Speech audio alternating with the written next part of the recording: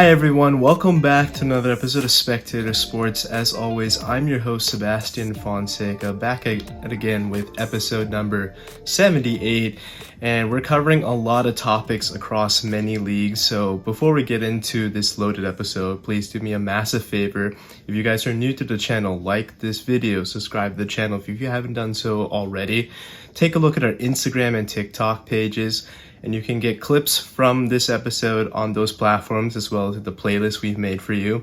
And you can get the audio from this podcast on Spotify. All links are in the description. I think it's time to take the Houston Texans seriously. They picked up their best win of the year against the Cincinnati Bengals. These are two former homegrown Ohio talents coming together. Both quarterbacks played for Ohio State at some point in time. Obviously, CJ Stroud is probably the more well-known talent, but Joe Burrow is a Heisman winner just with a different university over in LSU. But these two went head-to-head, were a very, very nice matchup. Both put up over 300 yards passing, and it was an aerial assault. But I think the difference in this game was with the Houston Texans, they got some surprising contributions from their ground game, which has been relatively pedestrian this year. Last year, we had Dameon Pierce be pretty much the go-to option in the backfield, but he's sort of lost his spot in the rotation, and we've seen Devin Singletary take over a lot of snaps recently, and he had his best game of the year, well over 100 yards rushing, and had a couple touchdowns on the day as well. And CJ Stroud, for a rookie holding his own against arguably the second best quarterback prospect in the AFC with Joe Burrow across the field, he did his own. And Burrow still did his thing, 347 yards passing, and despite missing T. Higgins, he was phenomenal. With each passing game, you see that CJ Stroud's confidence continues to grow. He shook off a couple interceptions and still had a game-winning drive to put his team ahead, and they won as time expired. And this is, again, another game-winning drive that he was able to provide for the Houston Texans. And obviously, I think at this point, CJ Stroud is the runaway offensive rookie of the year. But now, with them being 5-4 and gaining this crucial tiebreaker in the AFC wildcard race, it's safe to question now. It just begs the question whether or not the Houston Texans are even playoff contenders at this moment. At 5-4, you're halfway through the season, you got a big tiebreaker, and momentum is continuing to build. Houston, let's face it, how many wins did we project them to have? Maybe 5, 6?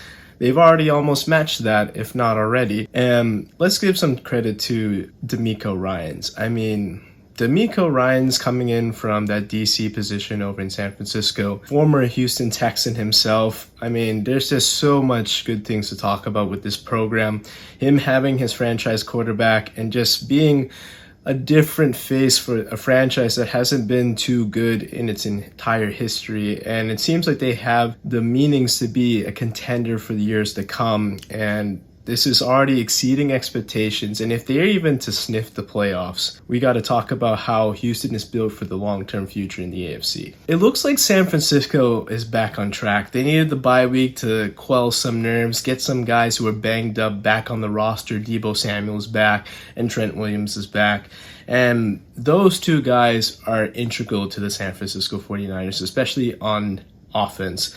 Trent Williams is arguably the best left tackle in the league, and Deebo Samuel is just a game changer. Giving the ball in space is a game changer, like I said. And now that they're all back in the fold, this takes pressure off of Christian McCaffrey. This takes pressure off of Brock Purdy, who was going into a slump heading into the bye week. But they dismantled the Jacksonville Jaguars, who we thought was maybe the hottest team in the league. They were coming into this game on a 5-game win streak, beating teams like the Bills, and just looking like an elite team in the AFC. But they were humbled at home, making this trip across the country. Northern California down to Florida, very southern state, across the country, 3 different time zones. It's a big test for those West Coast teams. But I was very impressed with how the defense played.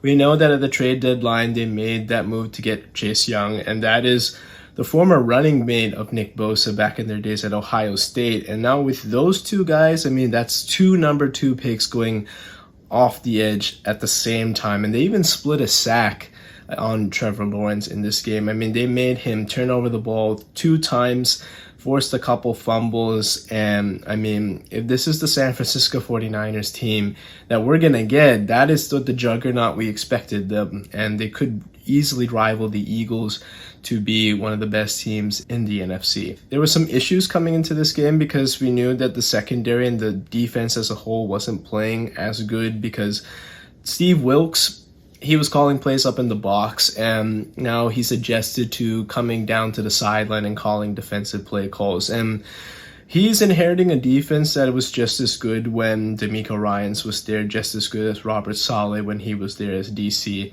So the talent is there. It's just a matter of harnessing that. So credit to Steve Wilkes for making those adjustments. And for Jacksonville, this is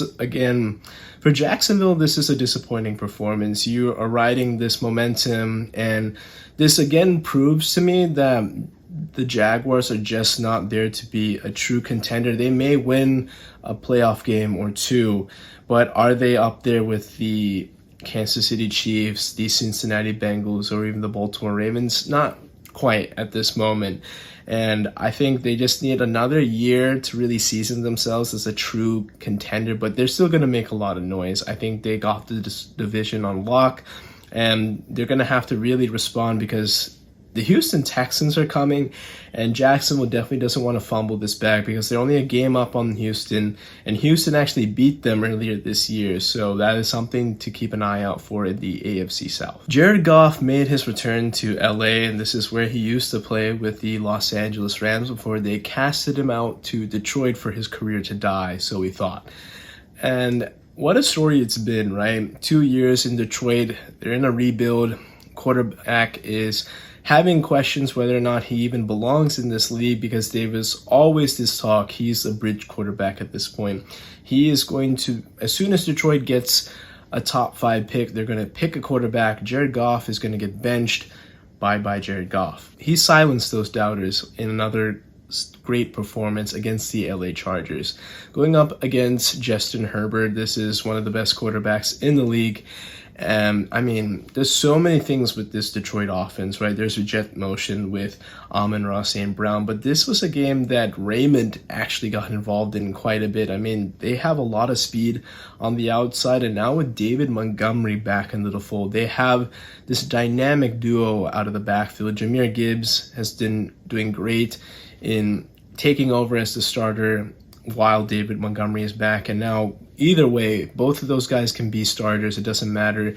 They both had 100 yards rushing, touchdowns, and this offensive line, they can mow down opponents. I mean, the D-line for the LA Chargers is always pretty good, but this is next level with how they got mowed down. I mean, 2 rushers going over 100 yards, and there's such a highly potent offense. I mean, 8.2 yards a play. That is explosive offensive play right there. And right now, Detroit is 7-2 on the year. They are looking like a team that could have the 2nd seed in the NFC. And the way their schedule plays out, they could easily even push the Eagles to be the number 1 seed in the NFC because their schedule is easier and they're just taking advantage. You can only play who's on your schedule. So it's going to be really interesting to see how Detroit finishes out the season. I think this has been the best Detroit team I've seen since I can ever remember watching football. I wasn't really alive when Barry Sanders was ducking and dodging defenders in the backfield when he was playing in the 90s, but Detroit has always been bottom tier, a laughing stock. I've seen them through their 0-16 season, and now this is great to see that Detroit is back, and they seem to have resolved some of those issues, and they're no longer a laughing stock. In fact, this is the scariest Detroit team I've ever seen. There's a lot of criticism for Justin Herbert through this year, not getting the job done, not winning, but when you have a coach like Brandon Staley who hangs his hat on defense, you allow Detroit's offense to go off 8.2 yards a play, give up 41 points. When you have so much talent on the defensive end, it's just not, you can't blame Justin Herbert here. He's working with, outside of Keenan Allen, who does he have to pass to? Keenan Allen runs all the routes between 10 to 20 yards, but they're force feeding him right now. There's not really deep threats out there. They don't throw the ball 30, 40 yards down the field. They have to dink and dunk quite a bit. The short passing game, it's there. Justin Herbert is accurate enough to do that. They don't have much of a run game. Austin Eckler, I love how he can be a touchdown machine, especially for fantasy. But in terms of just him being a between the tackles type of runner and being a consistent 4-down back, he's not that. He's a change of pace back, and he can't be the epicenter of your team's rushing attack. There's got to be that bruising back that can take about 10 carries off of Austin Eckler's plate. But of course, this comes down to the O-line as well. They're giving Justin Herbert little time to even throw, so running lanes aren't really there either. But again, this comes back to what LA has been, right? The Chargers have beaten up on the bad teams, but they've fallen flat against the good teams. And with each passing week, it just begs the question, how long will Brandon Staley be a part of this team?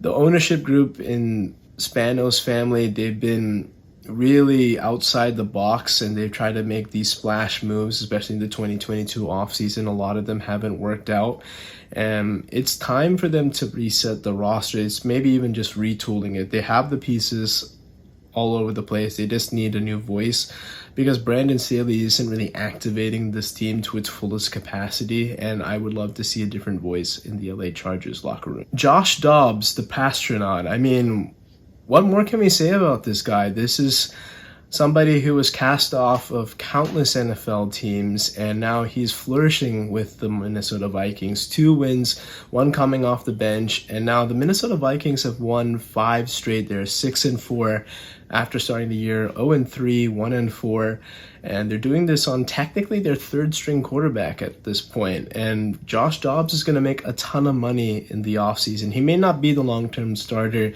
in Minnesota, but I mean, there are going to be teams lining up to get this guy. I don't think he's a franchise quarterback, but definitely somebody who knows and picks up things very quickly. I mean, to transition from playbook to playbook on the fly like that, what he's done this year, that's just a testament to his intelligence. I mean, he is a rocket scientist, actually.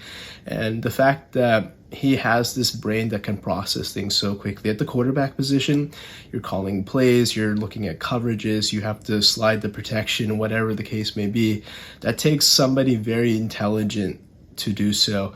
And he is on an extra level because he's doing this with different teams, and they have different signals, they have different code words, different offensive personnel. So Minnesota right now, I mean, they were left for dead, but suddenly with Justin Jefferson coming into the fold, this team is only going to get better.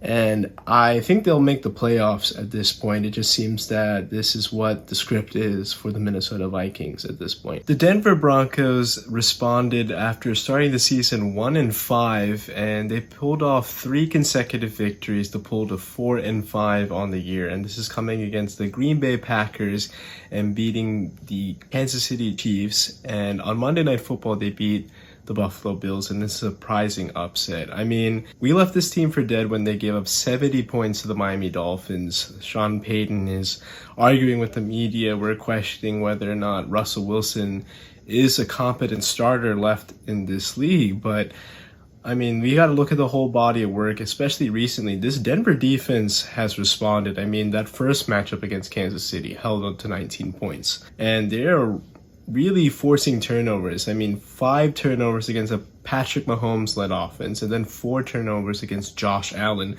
and 3 of them coming from Josh Allen alone on Monday Night Football. This team is really rounding into form. I'm not sure whether or not they'll make the playoffs, but what a response it's been. I mean, they were the laughingstock of the entire league, and to come up with a couple big victories, especially against such good quarterbacks in the AFC, this is something to build on for the future. Buffalo, I mean, let's face it, I mean, 5-5, your playoff hopes are dwindling at this moment. You have a gauntlet of a schedule coming up. You play the New York Jets, who you already lost to, the Philadelphia Eagles, the Kansas City Chiefs, the defending Super Bowl champs, and then you have to play Dallas. These are all going to be tough matchups, and when Josh Allen is turning over the ball like this, and by the way, he leads the league in turnovers with 13 total, we gave Dak Prescott so much grief last year. Well, we have to do the same for Josh Allen as well. He's been reckless with the football. If it's through interceptions or fumbles, whatever the case may be, it's just too many times. And he can't be amongst the top tier quarterbacks like Patrick Mahomes, Joe Burrow, or Jalen Hurts. I mean, those guys have been consistent winners. They've been deep into the playoffs. All three of them have at least made a Super Bowl appearance. And what has Josh Allen done so far? Yeah, one AFC championship game appearance, but so many times there's just been occasions where he's just come up short.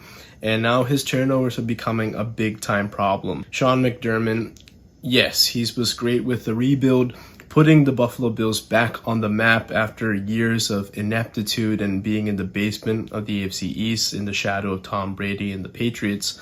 But since acquiring Josh Allen, they've gotten into the playoffs. That's great. But to take that extra step, they need to find a different coach. I love Sean McDermott. Defense is important.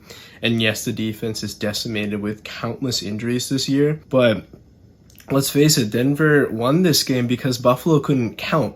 They played with 12 men on the field, and if they just were able to, in the scramble, get all their defensive linemen set, they would have won this game because Denver's kicker missed the game-winning field goal attempt, but he got another shot because Denver had 12 men on the field. Re-kick, Denver walks off as time expires. And let's just go back to the last couple of plays. Russell Wilson has been under a lot of criticism, but after facing a sack where they had an all-out blitz, he recognized that the same thing was coming again, so he knew that it had to be a hot read. Something had to occur to get the ball out quick because defenders are going to be all up in your face. So he knew that Tyron Johnson is lined up against Jerry Jeudy in the slot one-on-one on the left side. With that, it's one-on-one coverage. He's protecting the sticks. Great route by Jerry Jeudy, threw an underthrown ball, drew the PI, and that set up what is later the game-winning field goal attempt. That's high IQ by Russell Wilson. And if he's able to do that, I mean, this guy, remember, let Russ cook. Well, he was cooking on Monday Night Football. And if he is any way going to claim the starting role for Denver and even try to resurrect his once dying career, this is a great start to it. A couple wins in a row. And even if Denver doesn't get into the postseason, if they're in the mix within the last couple of weeks, I think that's a great way to build for next season. But right now, I mean, really concerned about Buffalo. They're 5-5 and out of the playoff mix entirely right now if the season were to end today. And they have some issues because they don't have the tiebreaker against Cincinnati, who's also in the mix. They're going up against Indianapolis and the Vegas Raiders as well at 5-5. So it's going to be a big test because they have this hard schedule. The AFC is more competitive than ever.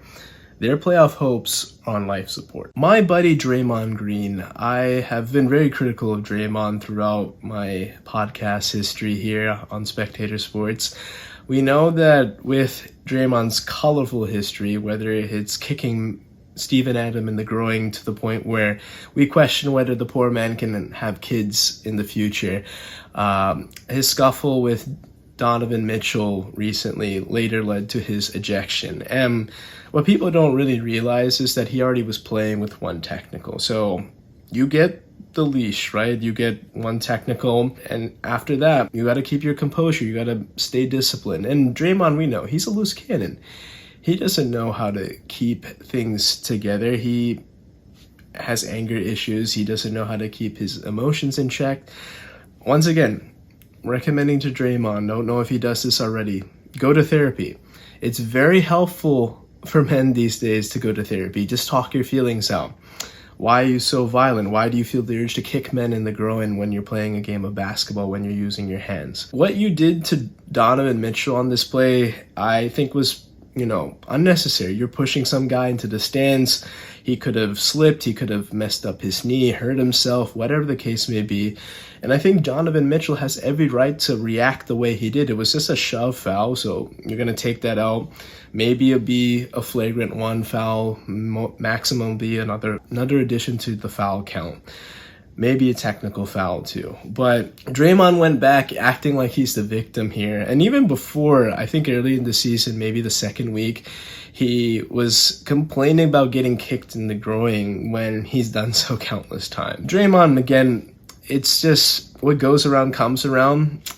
When you act like a bully, don't expect people to just lay down and take it. There are going to be people that are not going to have that. They're not going to tolerate that type of behavior. And there's just countless times we've seen Draymond's emotions cost the Warriors. And I was very much in favor of them just dropping Draymond and just letting him get exposed to finding a different team. He'll ride the Warriors wave and he'll probably make the Hall of Fame. That's fine. I really think that if Draymond wasn't in the Warriors system, what his ceiling could be. He got extremely lucky to play with Steve Kerr as the coach, Stephen Curry, the best shooter of all time, and Klay Thompson, arguably the second best shooter of all time. But recently we've seen with the Warriors is that they've been in a recent slide. I mean, Steph Curry is going off playing like the best version we've seen maybe since 2021 or even his MVP seasons, but it's not translating into victories. And a lot of this has to do with the supporting cast. We've seen the evolution with their younger players like Moody and Jonathan Kuminga, for example, but even with Andrew Wiggins, who's taken steps forward in the last couple of years, he is not playing up to his recent standards, even just to start off this year. I know that it's a small sample size, so we'll see if he can turn it around, but right now, not looking so good. Just 10 points a game, and also not being as diligent as he was on the defensive end, and that's really what he hangs his hat on. So I'm hoping he responds. But with Klay Thompson, his play has not been good the last couple of years even. I mean, coming off the Achilles and torn ACL on the back end of 2022, I think he's been solid and really picked up his play in the playoffs. But last year, full year under his belt, he's going to be doing some load management, right? He's not going to play back-to-backs, not going to play a lot of minutes. But especially in the playoffs against the Lakers, he was non-existent. And if he's continuing on this trend, I never expected him to return to all-star form after suffering two nearly catastrophic injuries. But he's not even giving you efficient shooting anymore. He's not the defender he used to be. And that's just a consequence for suffering such big-time injuries to your lower extremities. Your lateral quickness is evaporated. Your ability to set and shoot isn't the same as what it used to be. He relies on a lot of off-ball movement. He can't do that as much anymore. So as much as we love to see Klay Thompson be a Golden State Warrior, I do think that it might be time for the Warriors to step aside from a guy like him and just go a different direction, because as much as we love the Splash Brothers, it's just not the same effect as what it used to be even 2 seasons ago. James Harden's Clippers are struggling. At the moment of this recording, they are 0-4, and you can say that maybe it's just an onboarding time, small sample size, sure. But James Harden's been very demonstrative since joining the LA Clippers. He said that he is the system. And if this is the system right now, a out of shape, a guy that dribbles the air out of the basketball, it's not really a great system. I mean, if you want to look at the system, let's look at like what our good friend and announcer for the Dallas Mavericks in Brian Damaris, where he basically went off roasting James Harden. He talked about his time in Houston. He got Kevin McHale fired. He shipped out Dwight Howard, basically. He got Chris Paul, shipped him out. He got Russell Westbrook, didn't work.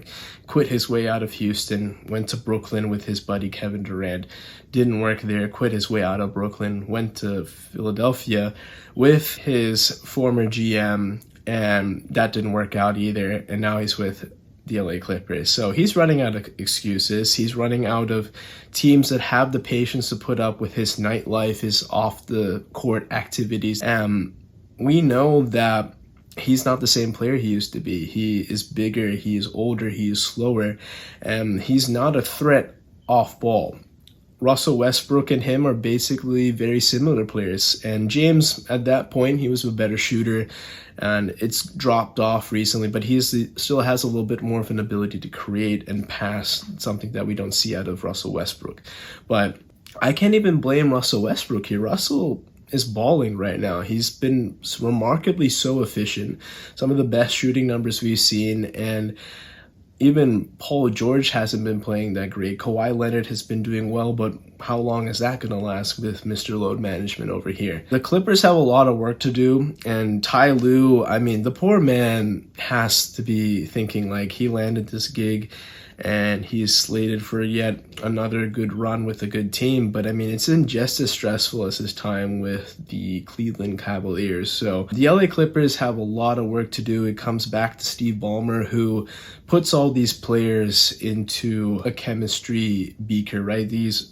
And you have to get chemistry going for basketball. These ingredients, these elements can work individually, but can they work together as a compound? Not entirely. That depends on how the reaction is, how it boils down.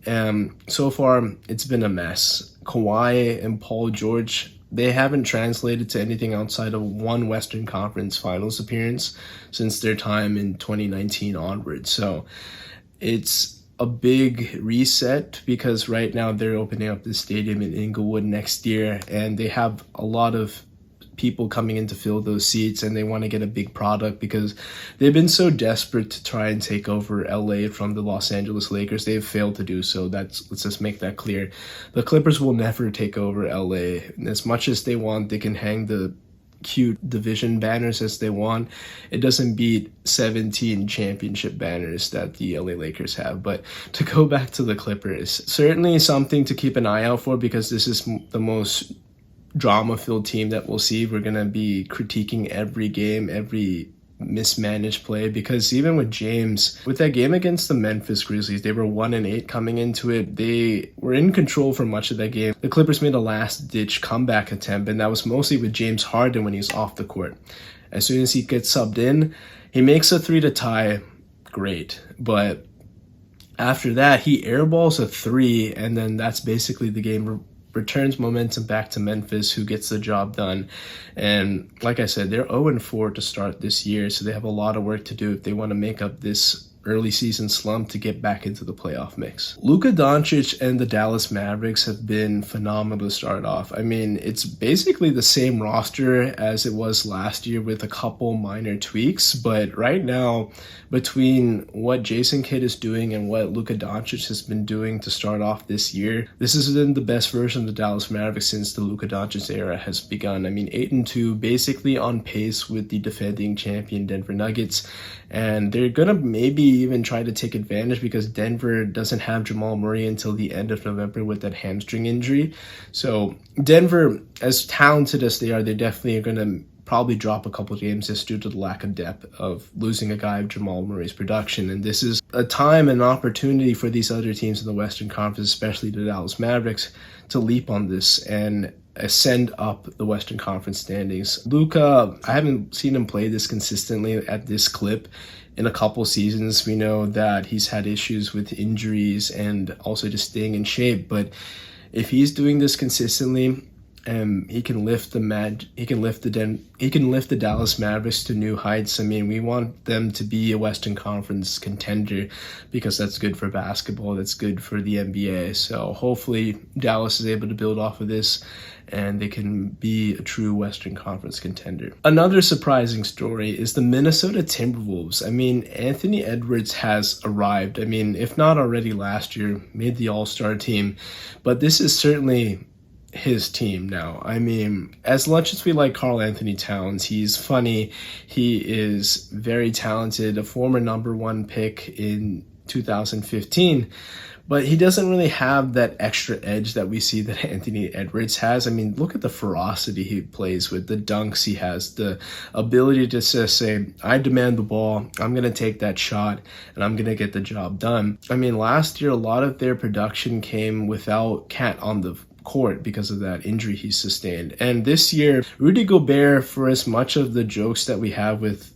the Minnesota Timberwolves taking up all these assets and trading them over to Utah to get a guy like Rudy Gobert, he's kind of getting back to that form that we saw with him back in Utah. He's looking very good defensively, and with the less, or at least the sporadic minutes that they play separately between him and Cat, I think that has been beneficial to both parties. And it's possible now that they could even move off of Karl Anthony Towns. I do think a new change of scenery would be beneficial to both sides, and also that the Minnesota Timberwolves could certainly use extra help on the wings. I mean, Anthony Edwards is great, and they have a great point guard in Mike Conley, but I think an extra small forward who can provide more spacing and just that slashing ability would be super beneficial to the Minnesota Timberwolves, who are just looking phenomenal to start off this year. You want to talk about having faith in your teammates. LeBron James has no better faith in his teammates, because in a sequence against the Miami Heat earlier this year, he had a chance to pass out of a shot to the open Cam Reddish, and that is the correct play. He was critiqued for that, but that is the correct play. It's just that Cam Reddish missed the open shot. It happens. Not ideal, but it does happen. Similar sequence against the Phoenix Suns on Friday. He is dribbling into the paint and yet again kicks it out to the corner. Same corner. Cam Reddish this time hits it nothing but bottom of the net. And I really love moments like this when you see a guy fail or come up short. You still have those type of faith, that type of grit to just stick with a guy, especially on your team, and have that faith that they're going to knock down that shot no matter what. That's a beautiful moment. Wanted to talk about that with the LA Lakers, who are definitely still figuring themselves out, but they're looking pretty solid coming out of the gate. I would like to see better consistency out of them because they look a little erratic on defense. They did get run out of the gym against the Houston Rockets, who are looking very good so far this year. But right now, LA is onboarding some pieces right now as well. I think this Chelsea team is finally rounding into form under new manager Mauricio Pochettino. We're seeing signs that we haven't seen from this Chelsea squad in a couple of years, ever since Thomas Tuchel had to leave, and then we saw Potter come in and flame out very quickly. These pieces are finally starting to mesh together. Yes, this has been a lot of investment for very minimal results, but the recent results have been very good. I mean, going up against the top three teams in the Premier League in Arsenal, Tottenham, and Manchester City, and to come away undefeated, I think is something to be definitely celebrated due to their recent form, at least. I mean, losing to Brentford before the international break, embarrassing. I mean, to hold your own, especially at the bridge against Manchester City, who has the utmost firepower. I mean, immediately Erling Haaland scores, and obviously you're thinking off to the races, but Chelsea held their own. And it's good to see that Chelsea's responding. I mean, immediately off the bat, Erling Haaland scores a penalty. You're thinking it's off to the races, right? Man City is going to come into the bridge and dismantle Chelsea, but Chelsea held their own. You're getting your classic goal from a defender in Thiago Silva. And then even they took the lead with Raheem Sterling scoring a goal against his former club. It's another back and forth with a stoppage time goal, but Nico Jackson responds, and now this is another goal to add to his tally, and I'm really liking the form that he's in recently because it's been a bit of a struggle to start this year, but now I think the recent couple of matchups, especially against Tottenham and now against Man City in a clutch goal, that's very important. But then just before the end of play, Rodri scores, and you love the effort, but there's no moral victories, right? When there's a winner and loser. But Cole Palmer steps up to the spot, knocks in the equalizer, and they escape with a point in 8 total goals, something you don't really see in the Premier League. If this is what Pochettino envisioned and this is what we're going to get out of Chelsea, I mean, tough, but goal scoring, something we haven't seen consistently out of this club. I'm very excited to see what's next for the horizon for this team because it's been dark days for the last couple of years. I mean, just living in this mid-tier table outside of Champions League, even sniff Champions League play, that's something, or even European play is something I'd love to see out of them. Well, that's it for this episode of Spectator Sports. As always, thank you so much for tuning in. You guys know what to do. Like this video, subscribe to the channel. If you haven't done so already, take a look at our Instagram and TikTok pages for clips from this podcast, and you can get the audio from this episode on Spotify. All links are in the description. Thank you so much for Joey for editing this video, and I'll see you on the next one. Take care.